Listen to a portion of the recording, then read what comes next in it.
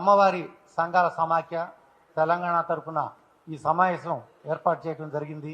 గత కొద్ది రోజుల నుంచి కూడా జరుగుతున్న వివిధ సంఘటనల్ని మీ ముందు ఉంచాలని ఈ ప్రయత్నం చేస్తున్నాము. గత 10 రోజుల క్రితం గౌరవ ఎంపీ గారు సీఎం రమేష్ గారు కొన్ని వ్యాఖ్యలు చేశారు. తెలంగాణ రాష్ట్ర సమితి వర్కింగ్ ప్రెసిడెంట్ గారు కేటీ రామారావు గారు కమ్మ సామాజిక వర్గాన్ని గురించి కొన్ని వివాదాస్పద వ్యాఖ్యలు చేశారని ఆయన అన్నారు. మరి తెలంగాణలో 25 లక్షల మంది కమ్మ సామాజిక వర్గం ఉన్నాము. మరి వీరందరూ కూడా ఫస్ట్ నుంచి వ్యవసాయ రంగంలో కానీ వాణిజ్య రంగంలో కానీ ఫ్యాక్టరీలు పెట్టి సమాజానికి ఎంతో సేవ చేస్తూ అన్ని రంగాల్లో కూడా ముందుకెళ్తూ అన్ని వర్గాల్ని కలుపుకొని ముందుకెళ్తూ ఉన్న సామాజిక వర్గం కమ్మ సామాజిక వర్గం. మరి కమ్మ సామాజిక వర్గం అన్ని పార్టీల్లో కూడా ఉన్నారు. అన్ని పార్టీల నుంచి కూడా ఎమ్మెల్యేలుగా ఎంపీలుగా ఎన్నుకోబడి ప్రజాసేవ చేస్తున్నారు. మరి అట్లాంటి సామాజిక వర్గాన్ని పట్టుకొని కొన్ని అభ్యంతరకరమైన వ్యాఖ్యలు చేశారని వారు అన్నారు. మరి ఇంతవరకు కేటీఆర్ గారు దీని గురించి స్పందించలేదు. మా మనోభావాలు తీవ్రంగా దెబ్బతిన్నాయి. మరి తెలంగాణ రాష్ట్రంలో కమ్మ సంఘాలు మొత్తం 60 సంఘాలు ఉన్నాయి. మరి వీళ్ళందరి తరఫున కూడా మీ అందరికీ తెలియజేసేది, ఎవరు సామాజిక వర్గాన్ని ఎవరు కూడా విమర్శించుకోరు. అట్లాంటి విధానం ఇంతవరకు లేదు. దాన్ని మీ అందరూ కూడా ఒప్పుకోరు. మరి కేటీ రామారావు గారు గౌరవనీయులు ఒక పార్టీకి నడిపే వర్కింగ్ ప్రెసిడెంట్గా ఉన్నారు. ఒక పార్టీ గెలవాలన్నా అన్ని వర్గాల యొక్క సపోర్ట్ కావాల్సి ఉంది. మరి ఇట్లా తొందరపడి ఈ వివాదాస్పద వ్యాఖ్యలు ఎందుకు చేశారో అర్థం కావట్లేదు. మరి అడు చూద్దామా, గౌరవ ఎంపీ గారు సీఎం రమేష్ గారు మరి ఆయన అబద్ధం చెప్పారా? మరి ఈయన అన్నారా నిజంగా? ఇదమిద్దంగా మనకి తెలీదు.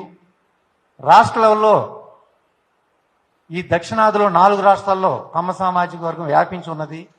అందరి మనోభావాలు కూడా దెబ్బతిన్నాయి. దీనికి నేను తీవ్రంగా చింతిస్తున్నాము.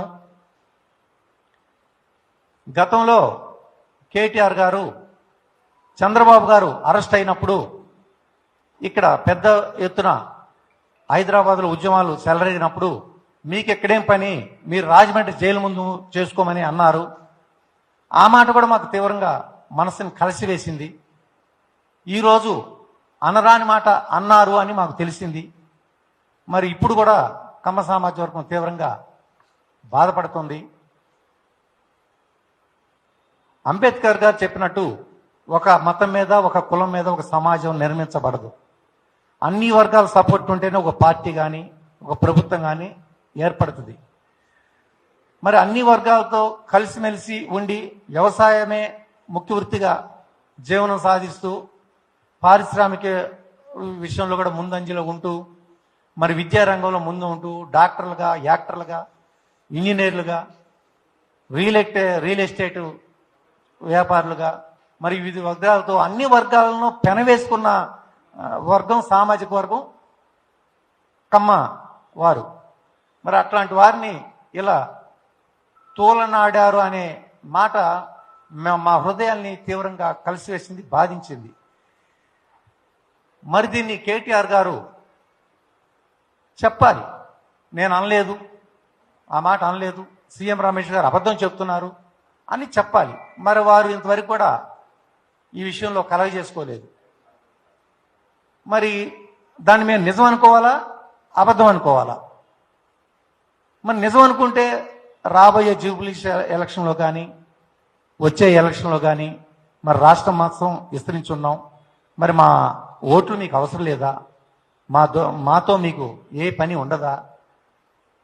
మరి అదన్నా చెప్పండి. రాబోయే కాలంలో కాబోయే రథసారథి మీరు అన్నీ తూచితూచి మాట్లాడతారు, తప్పులేదు. కానీ ఇప్పుడు మీ తండ్రి గారు ఒకప్పుడు అన్నారు, మీ కాల్లో ముళ్ళు గుచ్చుకుంటే నా పంటితో తీస్తానని. Such a beautiful word. మేమంతా ఆనందపడ్డాం. అంత పెద్ద ఆయన అంత చక్కగా మమ్మల్ని వెనకేసుకొచ్చారని. మరి ఇప్పుడు వచ్చిన అభియోగం మమ్మల్ని చాలా బాధించింది. దయచేసి కేటీ రామారావు గారు, ఇది నిజమా అబద్ధమా చెప్పవలసిన బాధ్యత తమరిపై ఉన్నది. మిమ్మల్ని మేమేమీ అంటలేదు. మా మనసులో గూడు కట్టుకున్న బాధను మీరు తొలగించండి అంతే. అంతేగాని ఏ పార్టీని మేము విమర్శించట్లేదు, ఏ పార్టీకి మేము సపోర్ట్ కాదు. మా పని మేము చేసుకుంటూ ఉన్నాము.